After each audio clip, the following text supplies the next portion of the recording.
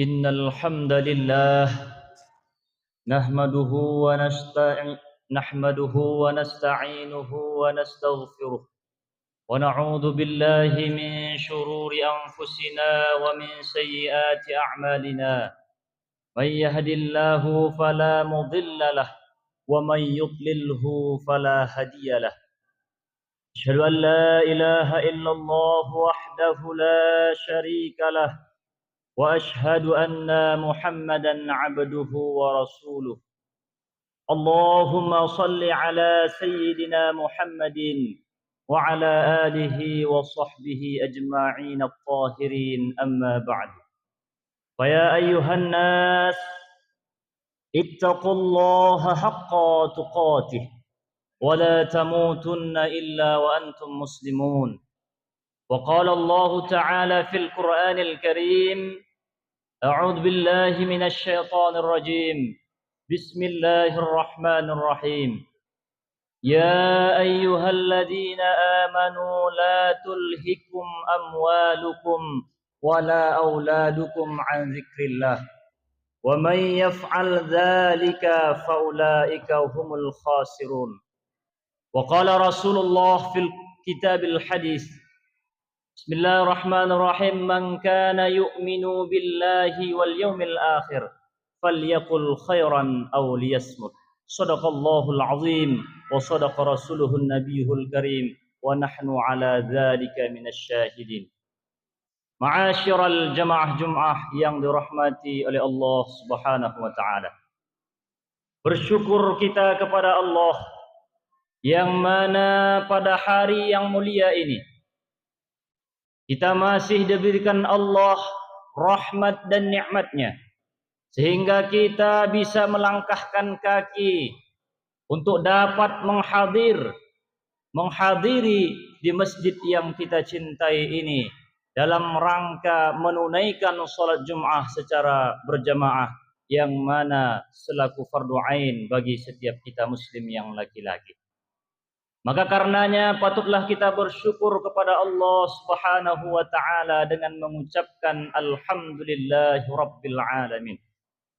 Kemudian salawat dan salam senantiasa tercurah kepada baginda Nabi besar Muhammad sallallahu alaihi wasallam beserta keluarga dan sahabat beliau sekalian yang mana mereka turut membantu Rasulullah li'ila'il kalimatillah untuk mengagungkan kalimat Allah la ilaha illallah Muhammadur Rasulullah. Semoga nanti di hari kiamat kelak kita mendapatkan syafaat dari beliau, amin ya rabbal alamin. Ma'asyiral jamaah Jum'ah yang dirahmati oleh Allah Subhanahu wa taala. Pada hari yang mulia ini, pada kesempatan yang mulia ini, marilah sama-sama kita tingkatkan rasa keimanan dan rasa syukur kita kepada Allah Subhanahu wa taala. Kita tingkatkan rasa ketakwaan kita kepada Allah dengan makna, dengan pengertian melaksanakan apa yang Allah perintahkan dan menjauhi apa yang dilarang dan dibenci oleh Allah Subhanahu wa taala. Dengan demikian, la'allakum tattaqun, mudah-mudahan kita sebagai hamba-hamba Allah yang bertakwa. Ma'asyiral jamaah Jum'ah yang dirahmati oleh Allah Subhanahu wa taala. Pada kesempatan kali ini, izinkan khatib menyampaikan sebuah ungkapan dari salah seorang ulama besar yang terkemuka pada masanya. Beliau terkenal dengan ilmu ketasawufannya, yaitu Syekh Abu Hasan Asy-Syadzili yang tercantum dalam kitab Ar-Risalatul Qushairiyah. Beliau berkata, Syekh Abu Hasan Asy-Syadzili berkata, al-bala'u kulluhu majmu'un fis salasah. Kata beliau, ada 3 perkara yang merupakan musibah terbesar. Ada 3 perkara yang merupakan musibah terbesar. Yang pertama kata beliau, khauful khalqi, musibah yang terbesar, yaitu tatkala kita lebih takut kepada makhluk Allah ketimbang takut kepada Allah. Kalau kita lihat di zaman sekarang ini, banyak orang yang dibangunkan karena pekerjaannya. Banyak orang yang dibangunkan karena kesibukannya. Banyak orang lebih takut kepada asannya. Banyak orang yang lebih takut kepada bosnya. Tapi tidak sedikit orang yang tidak takut kepada Allah.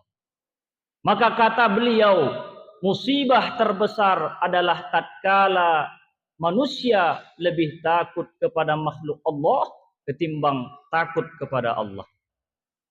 Kalau kita lihat setiap harinya mungkin di zaman dewasa ini banyak orang yang lebih takut terhadap atasannya, padahal kita tahu bahwa Allah berpesan dalam Al-Quran, innama u'idzukum biwahidatin, hanya saja aku ajarkan kepadamu yang satu saja, kata Allah, antaqumu lillah, bahwa engkau bangun untuk Allah, bahwa engkau bangun untuk melaksanakan perintah Allah, bahwa engkau bangun untuk melaksanakan apa yang diridhoi oleh Allah. Maka tatkala kita lebih takut kepada makhluk Allah, baik itu istri kita, bos kita, atasan kita atau lain sebagainya, maka ini kata Abu Hasan Asy-Syadzili merupakan musibah yang terbesar. Ma'asyiral jamaah Jum'ah yang dirahmati oleh Allah Subhanahu wa taala. Kemudian kata beliau, musibah yang kedua adalah wahmur rizki. Tatkala kita sedih memikirkan rizki, tatkala kita berkeluh kesah mengenai rizki, tatkala kita merasa galau tentang rizki, maka ketika kita merasa sedih akan rizki yang padahal itu sudah dijamin oleh Allah, itu merupakan musibah yang terbesar, kata Syekh Abu Hasan Asy-Syadzili. Di dalam Al-Quran sudah jelas dikatakan, hadirin, wa ma min dabbatin fil ardi illa 'ala Allahi rizquha. Kata Allah, bahkan binatang melata sekalipun yang ada di muka bumi ini, illa 'ala Allahi rizquha, rizkinya itu sudah ditakar oleh Allah dan tidak akan pernah tertukar. Maka karenanya ada sebuah hikayat di zaman Nabi Musa alaihissalam, yang beliau pernah ragu akan rezeki Allah. Kemudian Allah berfirman kepadanya, wahai Nabiullah Musa, coba engkau belah batu yang ada di hadapanmu. Kemudian Nabiullah Musa pun membelah batu itu, hadirin. Apa yang terjadi? Ketika beliau membelah batu tersebut, ternyata di dalam batu itu terdapat sebuah ulat yang sedang memakan makanannya. Logikanya, hadirin, batu yang begitu keras, begitu dibelah, ternyata ada ulat yang memakan makanannya. Maka ketika itu Nabiullah Musa pun yakin kepada Allah bahwa bahkan seekor ulat yang hina pun Allah jamin rizkinya meskipun dia berada di dalam batu yang keras. Maka apalagi kita sebagai manusia yang paling hamba, yang paling dicintai oleh Allah, maka jangan sekali-kali kita ragu, maka jangan sekali-kali kita mengeluh akan rizki Allah, sedangkan itu sudah ditakar oleh Allah dan tidak akan pernah tertukar. Kata Syekh Abu Hasan Asy-Syadzili, ketika kita gelisah galau akan rizki, maka itu merupakan musibah terbesar bagi kita sendiri. Kemudian kata beliau, yang ketiga yang merupakan musibah terbesar itu adalah warridha anin nafs, yaitu ketika kita tidak ridha terhadap posisi yang Allah tempatkan saat ini.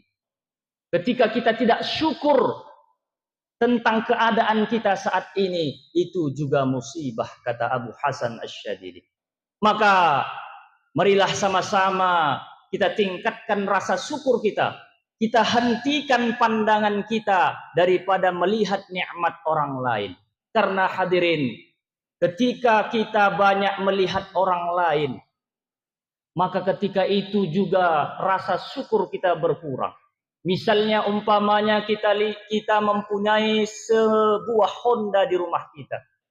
Kemudian kita lihat tetangga kita, dia punya Honda 3, dia punya mobil, dan seterusnya kita mempunyai rumah yang kecil, sedangkan kita lihat orang lain rumahnya besar. Maka banyak melihat nikmat orang lain ini justru akan mengecilkan rasa syukurmu.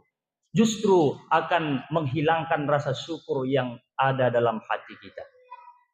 Maka kata Nabiullah, kata Rasulullah sallallahu alaihi wasallam, "Unzur ila man dunaka wa la tanzur man fawqaka." Ketika kita melihat, lihatlah orang yang posisi ekonominya jauh di bawah kita. Jangan mesti kita lihat orang yang lain di atas kita, tapi lihatlah status orang yang mungkin ekonominya di bawah kita, sehingga rasa syukur itu akan timbul di dalam diri kita. Karena kata Abu Hasan Asyadzili tadi, ketika kita tidak bersyukur tentang keadaan kita hari ini, itu juga merupakan musibah terbesar. Ma'asyiral jamaah Jum'ah yang dirahmati oleh Allah Subhanahu wa taala.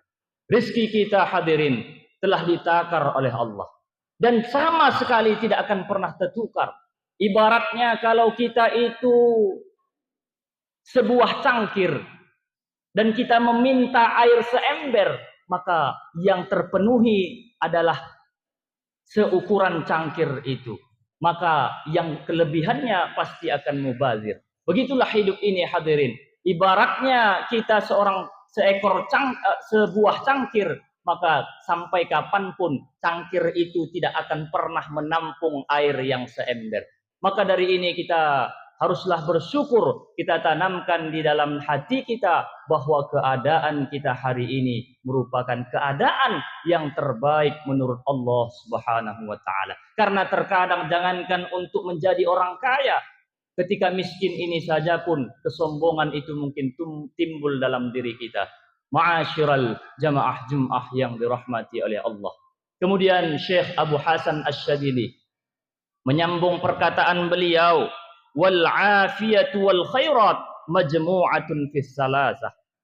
Keberkahan hidup itu, kebaikan hidup itu juga terkumpul pada 3 perkara.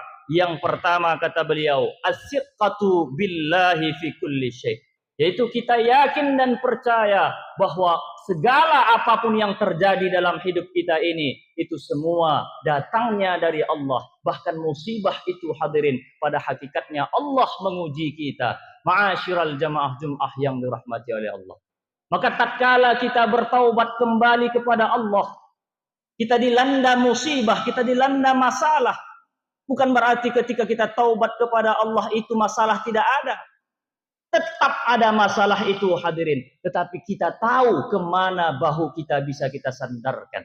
Kemana diri kita bisa kita sandarkan. Karena banyak di luar sana, ketika dia diuji dengan sebuah musibah, dia mengambil judi sebagai pelampiasannya.